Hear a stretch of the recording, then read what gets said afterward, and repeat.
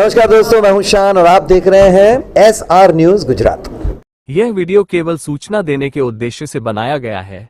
इसमें प्रस्तुत सभी समाचार, तथ्य और जानकारी विश्वसनीय स्रोतों पर आधारित है, लेकिन हम इसकी पूर्ण सत्यता की गारंटी नहीं देते। हमारा उद्देश्य किसी भी व्यक्ति, संस्था, समुदाय या सरकार को ठेस पहुंचाना नहीं है। यह वीडियो किसी प्रकार की अफवाह, नफरत या भड़काऊ सामग्री को बढ़ावा नहीं देता। दर्शकों से निवेदन है कि किसी भी निष्कर्ष पर पहुंचने से पहले अपने स्तर पर पुष्टि अवश्य करें। मेरा नाम विदेश कुमार है, मैं राजस्थान से हूँ और राजस्थान में सुमेरपुर में मेरे GPK सुपर बाजार प्राइवेट लिमिटेड करके कंपनी है, जिसका काम है फ्रेंचाइज देना सुपरमार्केट का, ये ग्रोसरी स्टोर का बिजनेस होता है। प्रेजेंट में हमारे ये 30 ब्रांचें हैं वहाँ पर पश्चिमी राजस्थान में, तो 10 साल से पुरानी कंपनी है। और हम पैतलाज में थोड़े दिन पहले, करीबन 2-3 साल पहले, गुजरात के पैतलाज के अंदर किसी दलाल के थ्रू हमारे किसी का कांटेक्ट हुआ और किसी पार्टी के लिए, फ्रेंचाइज के लिए हमारे से संपर्क हुआ और उस पार्टी ने फ़ोन पे हमारा मॉडल समझा और समझकर उन्होंने फिर विचार किया कि हमें भी आपके मॉडल खोलना। तो इसके लिए वो चारों डायरेक्टर उस कंपनी के हमारे राजस्थान हमारे ऑफिस विजिट किया। उन्होंने हमारा मॉडल समझा, हमारा वेयर हाउस देखा, हमारी कंपनी की ब्रांच देखी और हमारे काम करने का तरीका भी उन्होंने समझा। समझने के बाद उन्होंने मानस बनाया चारों डायरेक्टरों ने। चारों डायरेक्टर में महेश जी है, दशरथ जी है, सुधीर जी है और धर्मेंद्र जी ने। फिर उन्होंने हमारा मॉडल समझ के अच्छा लगा, फिर उन्होंने फाइनल किया कि एक बार आप आइए हमारे यहाँ और हमारा भी आके आप पॉइंट देख लो जो बिजनेस के लिए सही है कि नहीं। तो मैंने भी जाके वहाँ पे अपना पॉइंट देख लिया और ओके लगा। और अपने जो कंपनी के जो MOE है, MOE के आधार पे जो टर्म्स एंड कंडीशन एग्रीमेंट की बात हुई और हमने फाइनली कर दिया कि 2,51,000 रुपये रजिस्ट्रेशन फीस लगेगी और 60 लाख रुपये लगेंगे आपके सिक्योरिटी फीस, जो आपको जमा करानी पड़ेगी। तो उन्होंने पार्टी ने, फिर मैं वहाँ से निकला और 10-15 दिन के अंदर अंदर उस पार्टी ने 60 लाख रुपये जमा करवाए, 2,51,000 रुपये जमा करवाए। फिर हमने जो कहने अनुसार जो हमारा एग्रीमेंट था उसके अनुसार मैं वापस गुजरात पैतलाज आया। पैतलाज के अंदर आके हमने 22 तारीख जो है, 22 तारीख के आसपास हमने एग्रीमेंट बनाया, जिसमें पार्टनरशिप एग्रीमेंट था और रेंट का एग्रीमेंट था। फिर हम पार्टी एग्रीमेंट बनने के बाद हमने हमारी कंपनी का प्रोसेस चालू कर दिया। हमने सामान थोड़ा थोड़ा बेचते रहे, धीरे धीरे वो काम 10-15 दिन में पूरा स्टॉक क्लियर हो गया। फिर हमने उसकी ओपनिंग रखी, 12 तारीख के आसपास ओपनिंग रखी और स्टोर चालू हो गया। और स्टोर आराम से शांति से चल ही रहा था, कोई दिक्कत थी नहीं उसमें। और हमारे धर्मेंद्र भाई जो वहाँ के ऑपरेट कर रहे थे, जो शर्तों के एग्रीमेंट के अनुसार वही ऑपरेटर थे, जो उनकी पूरी जिम्मेदारी उनकी थी। तो स्टार्टिंग में 1 साल तक तो सेल ठीक ही था, फिर धीरे धीरे स्टोर का सेल डाउन होने लगा। फिर हमारी कंपनी ने ऑडिट की, ऑडिट में कुछ गड़बड़ पाई। गड़बड़ नियम के अकॉर्डिंग उन्होंने माल उधार बेच दिया। 19 लाख रुपए का माल उधार बेचा और हमने हमारी कंपनी की तरफ से हमने बोल दिया, देखो उधार बेचना गलत है और अपने जो नियम है अकॉर्डिंग खिलाफ है। तो हमने वो फ्रेंचाइज कैंसिल करने का विचार किया। हमने पार्टी को इसके बारे में बताया भी और फिर वहाँ पार्टी की मीटिंग की और मीटिंग करके हमने वहाँ से स्टॉक उठाना हमने चालू किया फ्रेंचाइज कैंसिल करके। फिर उस स्टॉक रिटर्न हमने उठाया, उसमें से 8,71,000 का स्टॉक कम आया, 19 लाख की उधारी निकली। और वहाँ जो जितने टाइम तक हमने आपस में जो बिजनेस किया था तो उसमें 16 लाख का लॉस, समथिंग कुछ पैसे लॉस भी हुआ। तो इस चीज़ के बारे में हमारे आपसी में हिसाब करना था। तो इस हिसाब को लेके हमने हमारे जो फ्रेंचाइजर पार्टनर डायरेक्टर है, इन डायरेक्टरों शेयरों से कांटेक्ट किया और कांटेक्ट करके मैंने टाइम लिया। तो मैं पैतलाज आया। उस टाइम महेश जी ने ऑस्ट्रेलिया गए हुए थे 3 महीने के लिए। उन्होंने हमें आश्वासन दिया कि हमारे एक डायरेक्टर यहाँ है नहीं, वो आएंगे तब हमारा बैठ के हिसाब होगा। तो फिर मैं वापस रिटर्न आ गया और जो हिसाब था वो हमने उनको व्हाट्सअप कर दिया था, उनको तीनों डायरेक्टर को बताया। और 10 जो महेश जी था उनको भी ऑस्ट्रेलिया था तो उनको भी व्हाट्सअप में गया वो हिसाब। फिर 3 महीने के बाद उन्होंने आए, इंडिया आने के बाद वो दशरथ जी साइना गए। उस टाइम मैंने वापस कांटेक्ट किया तो उन्होंने बोला कि वो साइना गए हुए, वो आएंगे तब काम होगा। फिर वो दोनों वहाँ हाजिर हुए। फिर उन्होंने मेरे से कांटेक्ट किया, मेरी कंपनी में कुछ काम था, हमारी कोई कंपनी में किसी का देहांत हो गया था तो मैं आ नहीं पाया। फिर मैं रक्षाबंधन के आसपास 8 तारीख के आसपास आना था मेरे गुजरात। तो उस टाइम मैंने उनको 5 तारीख के आसपास कॉल करके बोल दिया कि आप अपनी कंपनी के चारों डायरेक्टर हाजिर है ना, मैं आ जाऊँगा वहाँ, अपना जो हिसाब है इसका, जो आपने हमारे पास सिक्योरिटी जो राशि जमा करवाई है उसमें से सिक्योरिटी राशि काट के आपका पेमेंट आपको कर देंगे और हमारा पेमेंट हमको करके हिसाब क्लोज कर देंगे पूरा।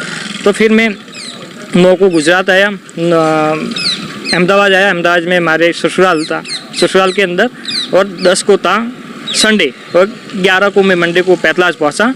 और जो दशरथ जी और महेब जी और धर्मेंद्र जी ने जो लोकेशन दी वहाँ जाके हम बैठे और हिसाब के बारे में हम बात करनी चालू कर दी। मैं कि ये जो स्टॉक शॉर्ट आया, जो उधारी है, इसका रिकवरी कैसे करेंगे और हिसाब को काट कटा के जो आपका है, जो 7 लाख हमारे पास जो जमा है वो हम आपको काट के रिटर्न कर देंगे। तो दशरथ जी ने बोला और धर्मेंद्र जी ने बोला ये हिसाब हमारा, महेब जी भी साथ में थे, उन्होंने बोला कि नहीं ये हिसाब अपने थाने में जाके होगा।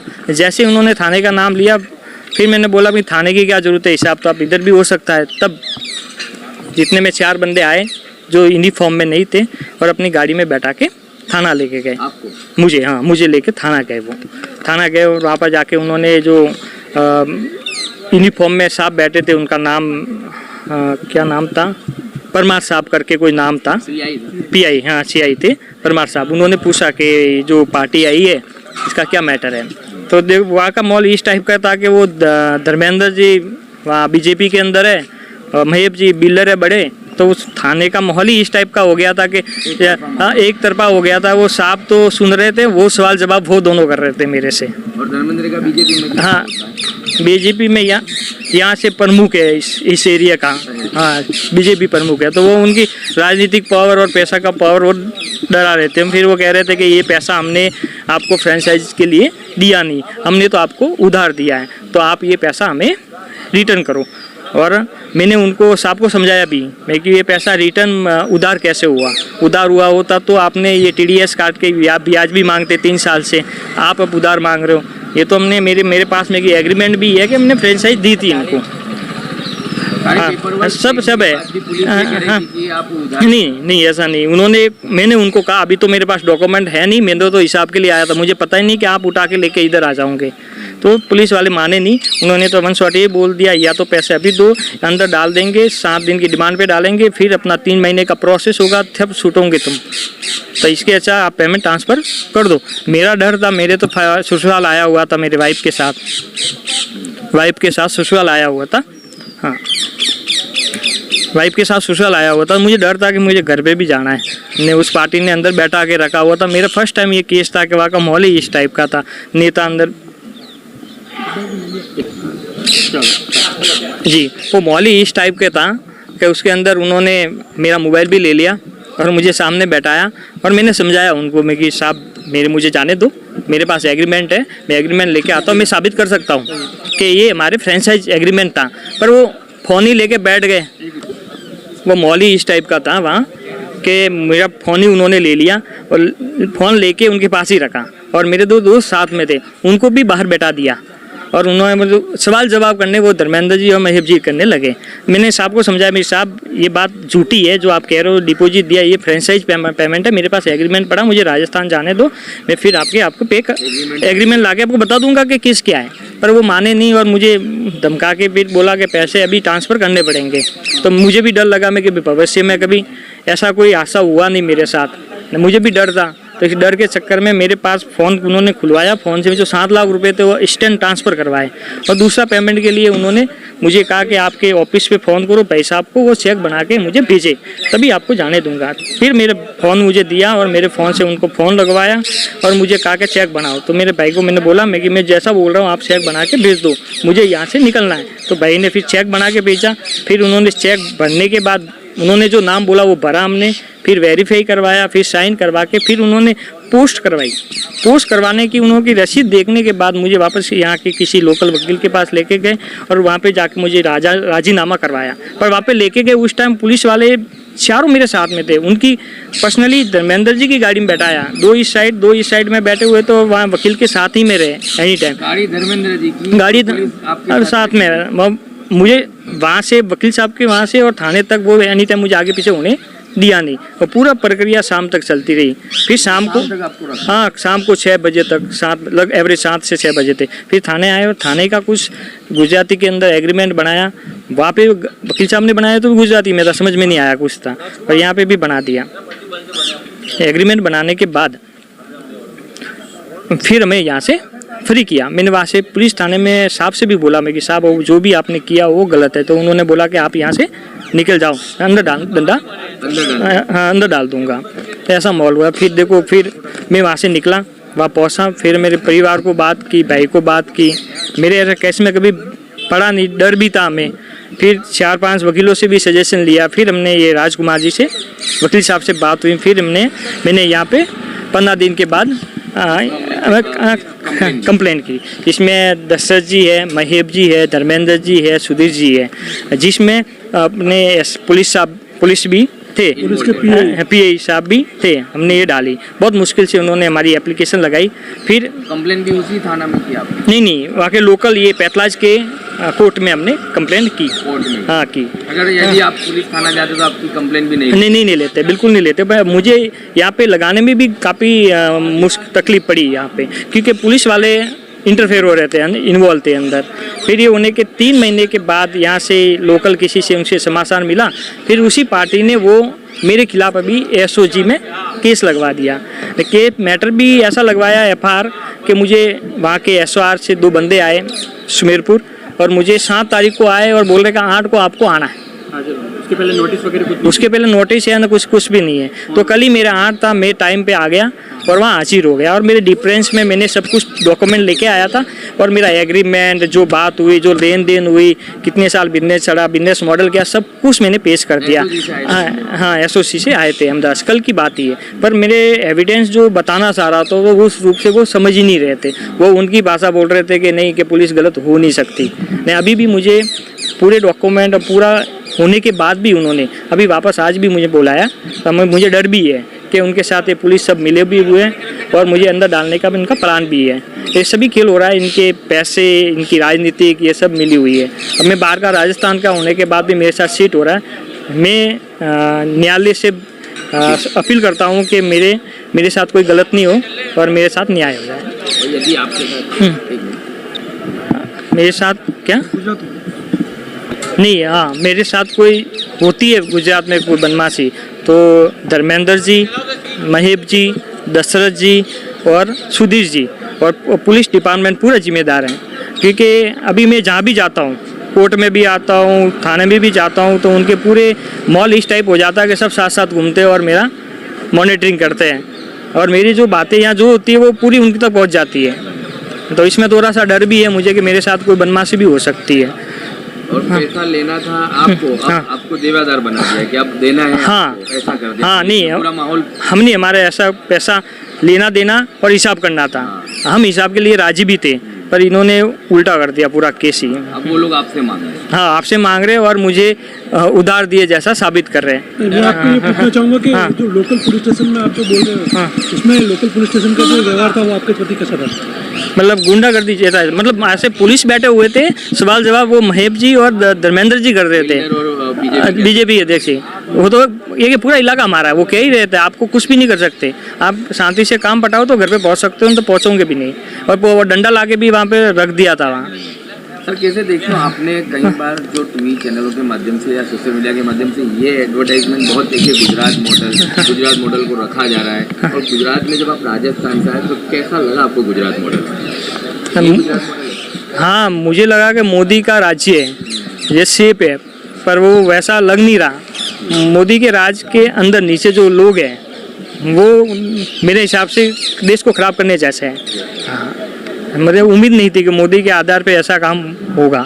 और एक तरफ जो है कि ये लोग स्वदेशी प्रोडक्ट को अपनाओ के नारों के साथ, नरेंद्र मोदी के खुद के ये सपना है कि हमें स्वदेशी प्रोडक्ट को अपनाना है, और काम आप कर रहे हैं स्वदेशी और रोजगार बढ़ावा दे रहे हैं। उसी में उन्होंने मेरे साथ, उसी पार्टी के लोग मिलके मेरे साथ फ्रॉड कर रहे हैं। हाँ, मेरा नाम राजकुमार मेटिया है, मैं सुमेरपुर में प्रैक्टिस करता हूँ। और जैसा कि सर ने बताया कि हमारे साथ, इनके साथ क्या पुलिस वालों ने, यहाँ के लोकल पॉलिटिक्स वगैरह है जो इन्होंने जो दुर्व्यवहार किया, तो ये 15 दिन तो डिप्रेशन में ले कि ये कैसे हो गया, क्योंकि पहली बार इनके काम पड़ा। फिर इन्होंने लोकल एडवोकेट्स या फिर जो भी इनके परिवार है उन्होंने बोला कि भाई ये घटना हुई है, 64 लाख का मैटर है और नुकसान अलग 30 लाख का, यानी कि लगभग 90 लाख का मैटर है। तो इन्होंने मैंने मोटिव किया कि देखो आज आप नहीं लड़ोगे तो वो अत्याचारी और किसी के साथ अत्याचार करेंगे। तो हम राजस्थान से आए हैं और हम आते ही पहले तो हमने कंप्लेन की, तो हमारे उस कंप्लेन पे किसी प्रकार की कोई कार्रवाई नहीं हुई। फिर हमने वहाँ से सुमेरपुर से एसपी ऑफिस आनंद को बाई पोस्ट और बाई मेल हमने रिपोर्ट दी थी, उस पर भी कोई कार्रवाई नहीं हुई। तब हम यहाँ लोकल कोर्ट में आए, इनके शरण में आए कि हमें अब न्याय कोर्ट ही देगा। तब हम कोर्ट के शरण में आए और कोर्ट में हमने एक 4 के विरुद्ध तो 420 और जो हमारे स्टाम्प वगैरह सब फर्जी बनाए उसकी सीट की, और जो पीआई है जिसका दुर्व्यवहार ऐसा रहा उसके सामने हमने अपने कार्य पद का दुरुपयोग करने व डराने धमकाने के लिए 190 BNS का कंप्लेन दर्ज करी, वो भी 202 की जांच में चल रहा है। तो नियमित हम कोर्ट पे पेशी पे आते हैं, यहाँ पर हमें जब भी आए हमें लोकल एडवोकेट का सपोर्ट रहा, लेकिन उसके अलावा जो आम आदमी है वो हमें ट्रैक कर रहे हैं हर दिन हर जगह। अब क्या था सर कि हमने रिपोर्ट उस टाइम 15 दिन के बाद पहले ही कर ली, क्योंकि हमें पता था कि हमारे साथ फ्रॉड हुआ। अब क्या होता है सर, 3 महीने के बाद वो एक कंप्लेन डालते हैं कि जो ये हिसाब किताब है इतना बड़ा, हमारे पास पूरी कॉपी है इसकी, इसमें एक डॉक्यूमेंट है, क्या एग्रीमेंट हुआ, कैसे पैसे दिया, कितना ट्रांजेक्शन हुआ, कितना हमारा माल गया। तो अब ये इनको छोड़ के पुलिस प्रेशर में, जो पहले से हमारे साथ पुलिस से प्रेशर में थे और हमने यहाँ पीआई पे मुकदमा कर रखा है, तो पूरा डिपार्टमेंट इनके साथ है और ये पता है कि जहाँ पुलिस है वहाँ कुछ भी हो सकता है। तो इनको एसओजी से फ़ोन आया, एक दिन पहले फ़ोन आता है, बोलते हैं कि नोटिस है आपको कल ही कल आना वरना गिरफ्तारी होगी। हम सत्य के मार्ग पे चलते हैं, हम वापस गए, सुबह हम गए, पूरे दिन बैठे, तो 8-9 बजे वहाँ के जो एसआई साहब आए उन्होंने बोला कि आपका ये डिफेंस है। तो हमने जो भी हमारे डिफेंस थे पूरा उनके के अनुसार शांतिपूर्वक बताए, लेकिन वो सुनने को तैयार नहीं। वो बोले हमें इस डॉक्यूमेंट से मतलब नहीं, आप चेक क्यों दिए, क्या दिया वो बताओ। तो हमने बोला कि भाई यही तो प्रूफ है, जो आप बोल रहे हो, जो रिपोर्ट है उसका डिफेंस हम नहीं देंगे तो अब कब देंगे। तो बोले नहीं, ऐसा करते थे 9 बजा दिए, फिर बोला कि कल वापस आना, नहीं आओगे तो फिर तुम क्या होगा वो देख लेना। अब सर ये है कि राजस्थान में इनकी 30 फ्रेंचाइजी, मतलब बड़ा कारोबार है और हम भी चाहते हैं, हर व्यापारी चाहता है कि अपने जो ब्रांच हो वो और स्टेट में खुले इस मैटर से, और गुजरात में भी इनकम मिले इससे। कम से कम इस सुपर मार्केट से कम 100 लोगों को रोजगार मिलता है। और इनका भी यही थॉट था कि भाई हम भी अपनी ब्रांच खोलेंगे, पैसे कमाएंगे और वहाँ की जो लोकल पब्लिक है उनको भी इनकम देंगे, लेकिन ऐसा नहीं हुआ। अभी परजन में 300 लोगों को रोजगार है, अभी परजन में भी रोजगार है और हमने पैतलाद में किया, काम किया, स्टॉक वगैरह भरा, ओपनिंग की, सब कुछ सही चला था। लेकिन जैसे ही ऑडिट करते हैं हम साल, तो पता लगता है कि जो इनके माल उधार दिया है वो हमारे लीगल में नहीं है कि उधार माल नहीं दोगे, तो भी 19 लाख का माल उधार दे दिया, ऐसे करके 30 लाख का घपला कर दिया। तब हमने बोला कि कंपनी लॉस में जा रही है, आप अपना हिसाब किताब कर दीजिए। फिर वो हिसाब किताब के बारे में फिर जो इन्होंने घटना बताई वो सत्य है, और आज भी हमें विश्वास है, कोर्ट में हमें विश्वास मिलेगा, चाहे पुलिस सुने या ना सुने।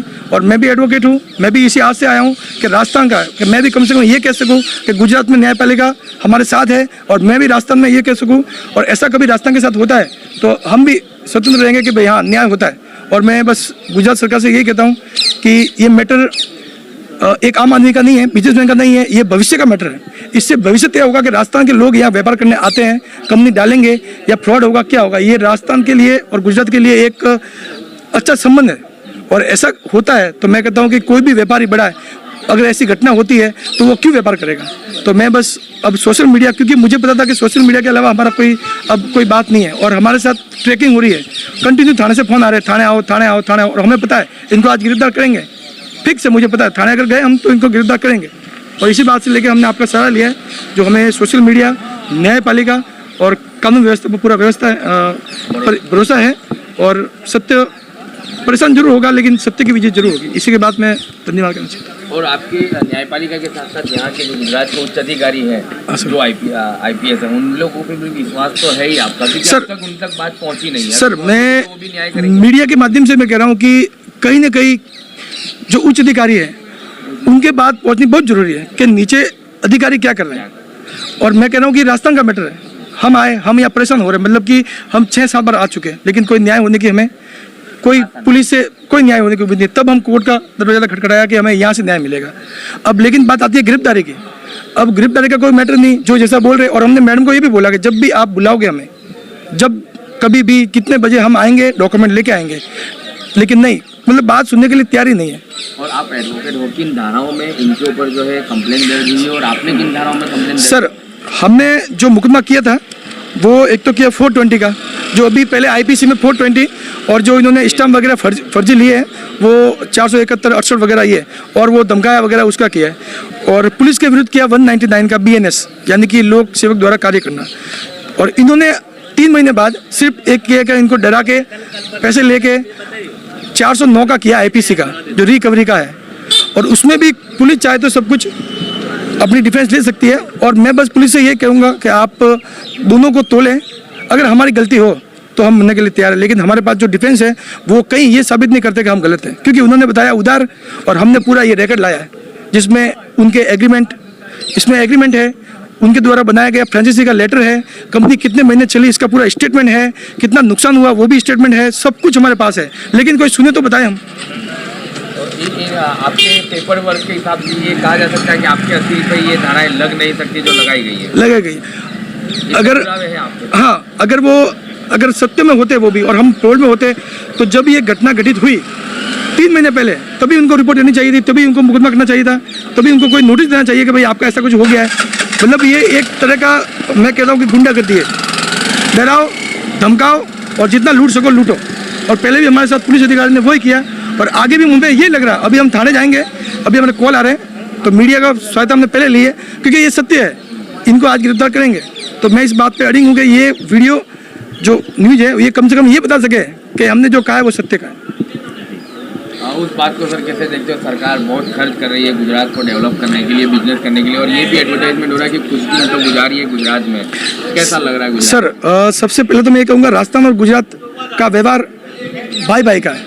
हम कुछ भी होते हैं गुजराती सब, हम राजस्थानी सब यही हैं, हमारा आधा मारवाड़ी ही है और हमने सब व्यापार जो है वो यही करते हैं। तो हम भी इसी उद्देश्य से आए थे ये वसील साहब के भाई गुजरात हमारा ऐसा है कि अभी पड़ोसी, बिल्कुल पड़ोस में, जैसे गुजरात हमारा एक ही है, राजस्थान गुजरात एक हो गया।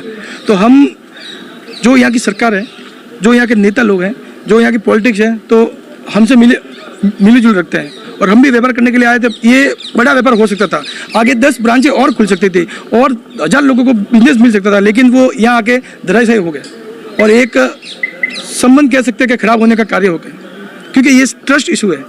अगर ट्रस्ट आज ऐसा हुआ इनके साथ, कल किसी, ये तो चलो इतने बड़े पैसों में ठीक है, तो उनके साथ अगर यही लोग किसी गरीब, कितना अत्याचार होता होगा उनके साथ सिर्फ आत्महत्या करने अलावा कोई रोल नहीं हो सकता। तो मैं इसी बात पे कहता हूँ कि बस हमें न्याय मिले और जो असील है उनको ये जरूर मिल जाए कि हाँ गुजरात में हमारे साथ न्याय किया, और बस कर ले।